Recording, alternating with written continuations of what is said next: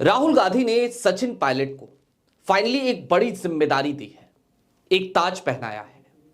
और इसके बाद से आमतौर पर यह चर्चा होने लगी है कि क्या वाकई में अब किसी बदलाव की सुगबुगाहट हमें नजर आ रही है क्या कांग्रेस में।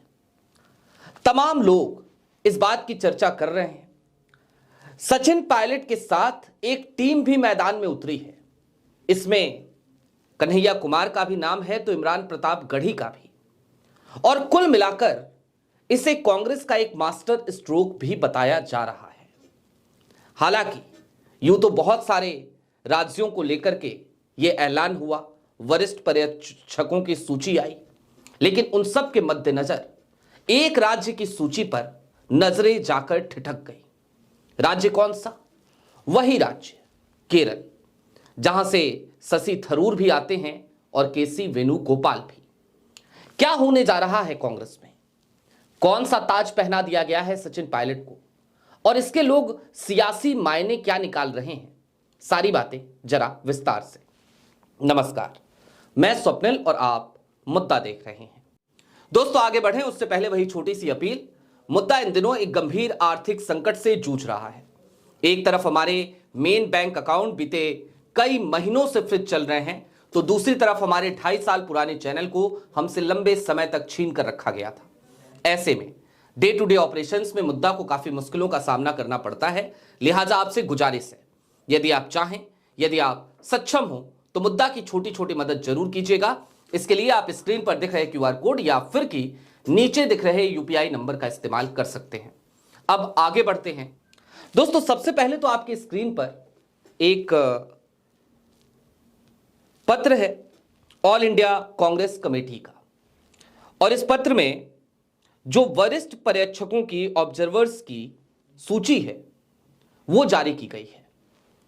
हालांकि इसके नीचे जाहिर सी बात है संगठन महासचिव है केसी वेणुगोपाल, उन्हीं के दस्तखत है और मल्लिकार्जुन खड़गे के आदेश से यह सूची जारी हुई है। लेकिन इसमें दूसरे नंबर पर जरा ध्यान से देखिए, केरल जो गृह राज्य है केसी वेणुगोपाल का, वहां पर सीनियर ऑब्जर्वर्स की सूची में कौन कौन से नाम हैं?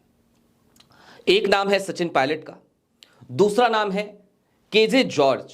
कौन है ये कर्नाटका सरकार में मंत्री हैं। उसके अलावा इमरान प्रताप गढ़ी और कन्हैया कुमार, ये 4 नामों की सूची केरल के लिए जारी की गई है। अभी थोड़ी देर पहले हमने आपको असम के सीनियर ऑब्जर्वर्स की जो सूची जारी की गई थी उसके बारे में बताया था। अब बात केरल की जरा करेंगे और समझने की कोशिश करेंगे कि ये वेणुगोपाल के लिए क्या वाकई में कोई खतरे की घंटी है। दरअसल 2026 इस साल में जो चुनाव होने हैं, इनमें 2 राज्य बेहद महत्वपूर्ण हैं कांग्रेस के लिए। कांग्रेस की अभी 3 राज्यों में सरकार है और 2 राज्यों में सरकार बनने की संभावनाएं हैं। कौन से हैं वो 2 राज्य? निश्चित तौर पर एक तो असम है और दूसरा केरल। केरल में अब तक परिपाटी रही है कि गवर्नमेंट्स रिपीट नहीं हुआ करती थी लंबे समय से, लेकिन पिछली बार इस मिथक को तोड़ दिया LDF ने। और इस बार कांग्रेस को उम्मीद है कि चूंकि 10 साल की सरकार हो गई है LDF की, तो इस बार कांग्रेस के नेतृत्व में जो धड़ा वहां पर चुनावी मैदान में है, यानी कि UDF, वो चुनाव जीत सकता है। उसकी चुनाव जीतने की प्रबल संभावनाएं हैं। और आप सब जानते हैं केसी वेणुगोपाल का गृह राज्य तो है ही।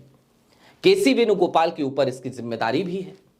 जाहिर सी बात है, पूरे देश के वैसे तो संगठन की जिम्मेदारी है, और संगठन की जिम्मेदारी केसी वेणुगोपाल के कंधों पर जब से है, तब से संगठन दिन दूनी रात चौगुनी किस तरीके से तरक्की किया है या फिर कि उसका किस तरीके से बंटाधार हुआ है, ये बताने की, कहने की शायद हमें तो जरूरत ही नहीं है।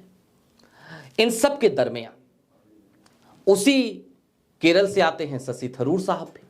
वही शशि थरूर साहब जो आजकल तो अब हल्का हल्का बदले बदले नजर आ रहे हैं, लेकिन हालिया दिनों में जिस तरीके की प्रतिक्रियाएं उनकी आई थी, जिस तरीके से वो बार बार ऐसे बयान देते थे जिससे कांग्रेस ही फंसती हुई नजर आती थी, ऐसा लगता था जैसे थरूर साहब कांग्रेस के लिए गड्ढा खोद रहे हैं और उन्हीं के संसदीय क्षेत्र में अगर खाता खुला भाजपा का तो उन्हीं के संसदीय क्षेत्र में जाके खुला, तिरुवनंतपुरम में, वहां पे मेयर बन गई भाजपा के।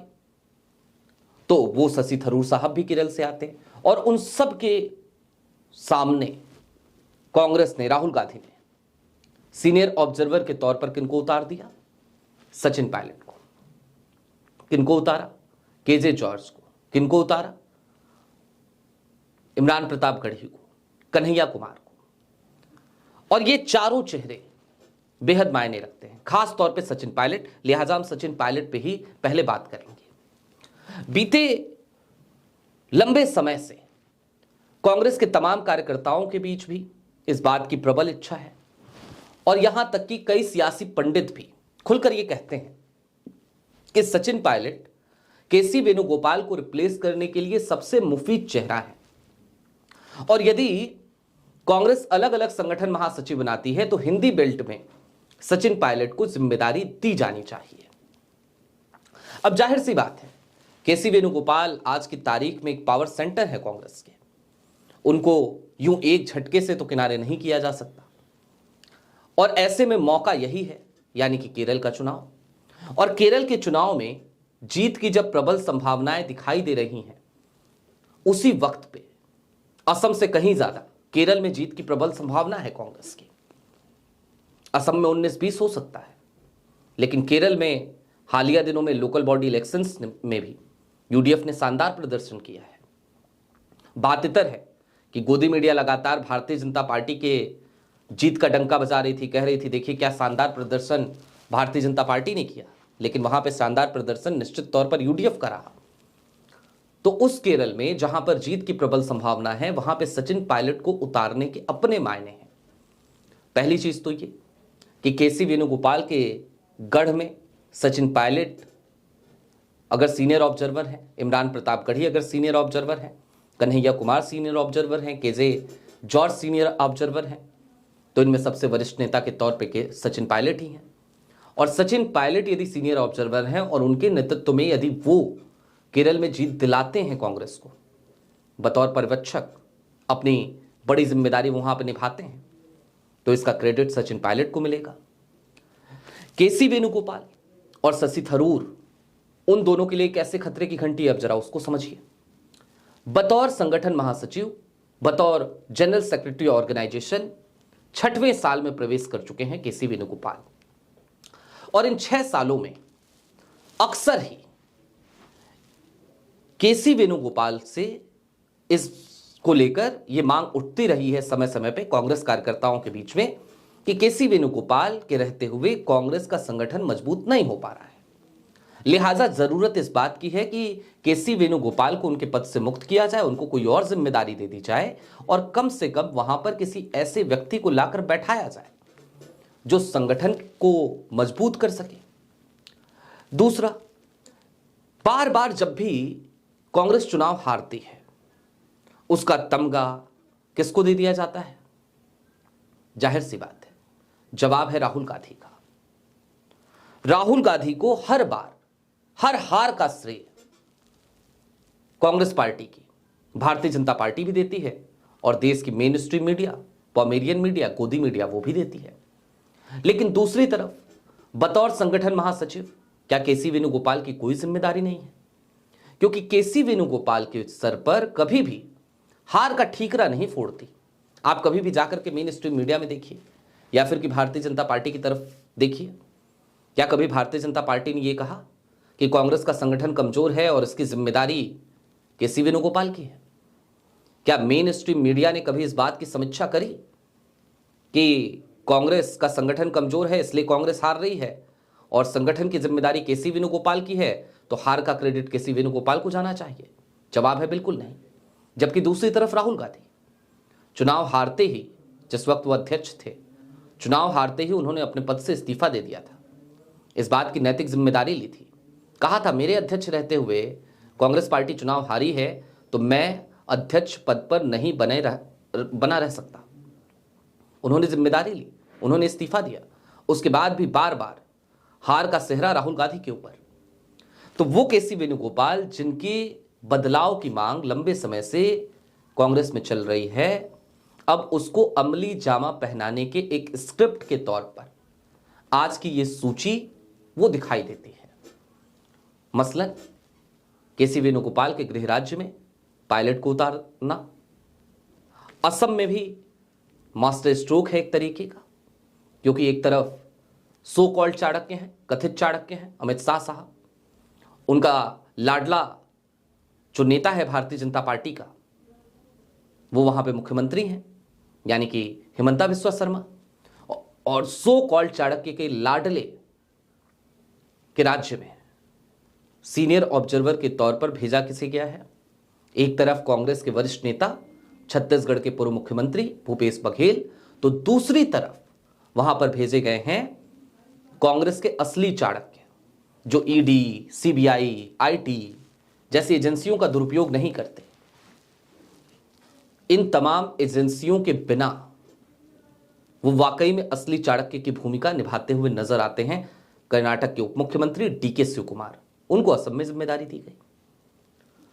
तो कुल मिलाकर अब चलते चलते इस बात को समझिए कि कांग्रेस में बड़ी तेजी से आज की तारीख में परिवर्तन होते हुए थोड़ा बहुत तो हमें दिखाई दे रहा है। उन लोगों को जिम्मेदारियां सौंपी जा रही हैं जो लोग जिम्मेदारियों का निर्वहन करने में सक्षम हैं, जो अपनी पार्टी के प्रति जवाबदेही जानते हैं, अकाउंटेबिलिटी जानते हैं, और दूसरी तरफ उन तमाम लोगों को अब सिर्फ रबर स्टैंप के तौर पर इस्तेमाल किया जा रहा है जो लोग जवाबदेही और अकाउंटेबिलिटी से कोसों दूर रहते हैं। उनमें एक नाम केसी वेणुगोपाल का है, और उसके लिए सबसे अच्छा उदाहरण यही है कि 6 साल हो गए, उसके बावजूद संगठन कमजोर है, राज्य दर राज्य कांग्रेस हारती जाती है। बात इतर है कि वोट चोरी भी एक बड़ा मुद्दा है, लेकिन वोट चोरी ही सिर्फ एक मुद्दा नहीं है, कांग्रेस के संगठन का कमजोर होना भी एक बड़ा मुद्दा है। और अगर कांग्रेस को वोट चोरी रोकनी है, कांग्रेस को अगर चुनावी धांधली रोकनी है, तो उसके लिए भी कांग्रेस को जमीन पर अपने संगठन को मजबूत करना होगा, और केसी वेणुगोपाल के रहते वो संगठन मजबूत नहीं हो सकता। लिहाजा निश्चित तौर पर एक ऐसी स्क्रिप्ट लिखी जा रही है अब कि सचिन पायलट को उनके गृह राज्य में भेजकर केसी वेणुगोपाल के कुर्सी पर अब खतरे का निशान कांग्रेस ने, राहुल गांधी ने लगा दिया है। थरूर को भी ठिकाने एक तरीके से आज इस ऐलान के साथ ऐसा लगता है कांग्रेस ने लगा दिया हो, एक ठीक ठाक जवाब कांग्रेस ने दे दिया। आपकी क्या राय है हमें कमेंट बॉक्स में जरूर बताइएगा।